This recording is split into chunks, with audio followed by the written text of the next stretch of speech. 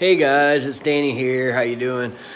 I'm back. I promised you guys I would do a build on the Creality CR10 V2. I have been so busy working.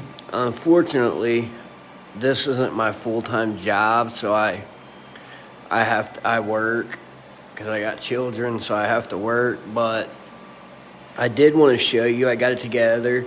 It's fair. It's super easy to put together. It's literally these two screws. Then you hook up. Everything's hooked up. There's a wire running from the bottom of the frame. Hooks in there. Wire running from there. Hooks in there. Just these, and they're all hooked up already. So I mean, basically, you don't have to do nothing. Only hard part about it is well, there ain't even a hard part, but the main putting together is putting these beams up. And I'm like, Shep, I didn't want to put it on either. It's in my way. It's in your way, but these beams right here, they go on. They got bolts and top and bottom, and then one in the middle that's a 2-ended screw, so you can just screw it together. I wanted to show you guys that and let you guys see. This thing is freaking amazing. It is so quiet. I mean, it is like my Ender 3 is loud. This is very quiet. I mean, you can get it, and I mean, it's a lot. It's a lot. I'll go over and shoot the Ender 3. He's making a wood filament Sasquatch. And this is a little bit, I'm making little Sasquatch keychains for some friends, and it is so quiet. Once I got it calibrated, I had broken my computer, so I'm having to use, and that's another thing I was going to tell you guys. You can go into your Prusa settings, use the Ender 3. If you ever had a broken computer and you weren't able to get into your Cura or anything, you could go into the Prusa, go into the Ender 3, go to a custom, make a custom print or a custom printer, add a custom printer to it, because the Ender 3 is already on there. And basically you can use the Ender 3 specs and it'll load them up for you. So I mean, really, you don't have to. Well, it don't load them up for you. You got to put the numbers in yourself, and you can just work it around to where. Because I tried the MK, I tried the Prusa, the MK3, I think what it is. I tried it, and it was, it wasn't as. Everything was moving too fast, like so. And the Ender 3 runs a little slower, and I think you get a little bit better quality out of that. Only thing is, I had to take the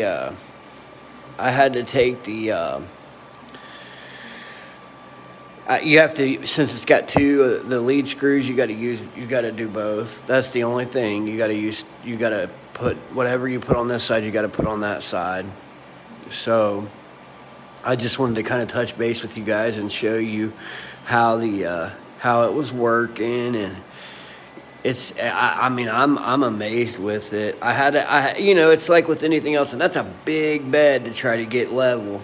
But I finally got it level.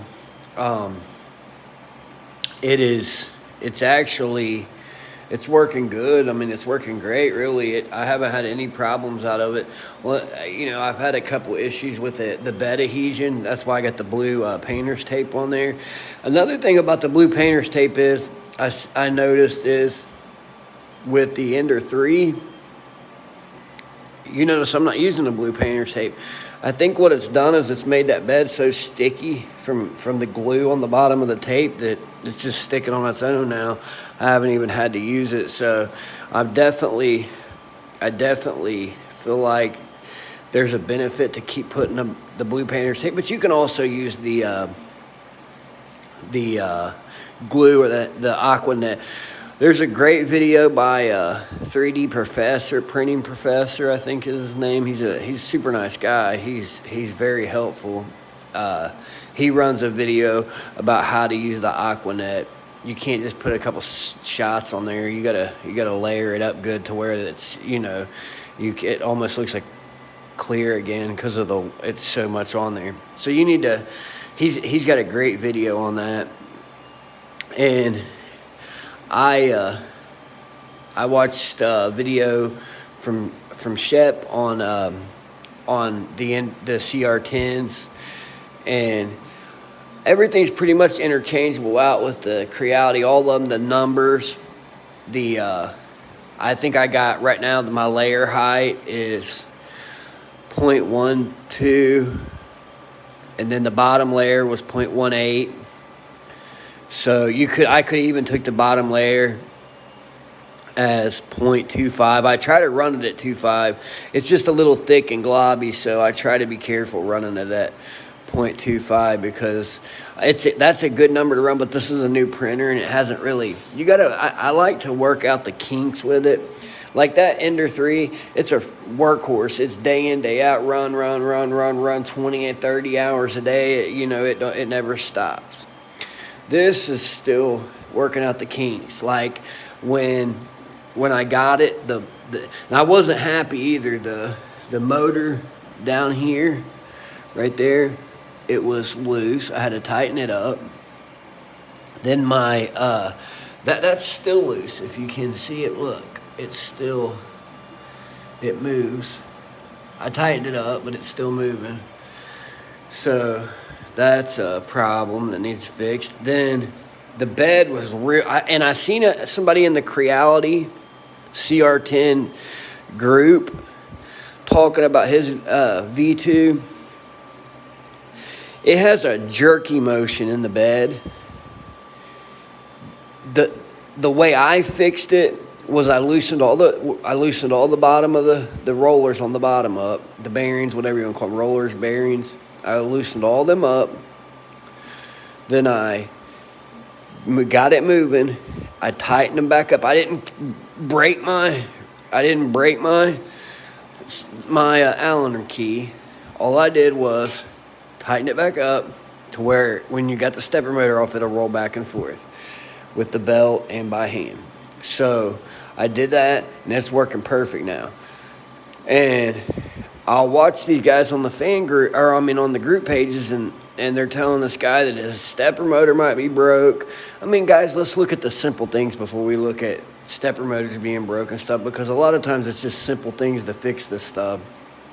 Now, one thing that I didn't like and I don't like, and I'm going to switch it out, is I don't like the white Bowden tube. I like the Capricorn because it'll run a hotter. It's just a better tube. I got it on the Ender 3. It's just a better all-around tube, and I'm gonna eventually switch it. I'll let that run for a while. It'll eventually gob up, and I'll change it out. But one other thing is this runoff. This is nice. I've never used one, but when you change your filament out, it'll push your filament out. But when it runs out, that blue light right there will turn red and beep. It'll start flashing and beep. I think it's red. It might not be red. Don't quote me on that. But I know it beeps when it runs out. It runs through. As soon as it passes that area right there, it'll beep. It'll go beep, beep, beep, beep, beep. So it definitely, that's my paper to even my bed out with. Put my bed up with. But yeah, it's nice to have that. It seems like shoots it in the hole easier. But yeah, so everything looks good on this, and it works good. And as you can see, I started the build video, and I have been so busy with work. I had to stop it. I had to leave for work right in the middle of making the video. So I didn't finish it, and obviously now it's together, so that basically I can post it. It's the front of the video. It's to the point where I think I stopped it right at the point where I was putting these on. But I'm like Shep, I don't like it. For one, if you use that tape, you can't get in there. You can, if you're using the tape, you can push the y-axis out and put the tape down with the stabilizer bars on there. You can't do that. I already tried, and I feel like, you know, if it was causing a problem, I'd put them on, but I don't see any kind of difference, really. I mean, it's basically a CR10. They just put those bars on there. Now on the Max, maybe I could see it because it's such a large surface. But this, it's big, but it's not as big, so I would say it'd be okay.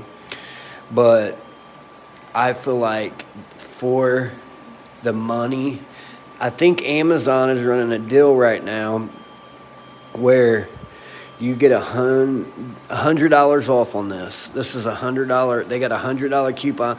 Actually, they got $100 coupon on the. I don't know that this one's got the $100 coupon. The $100 coupon is on the Pro.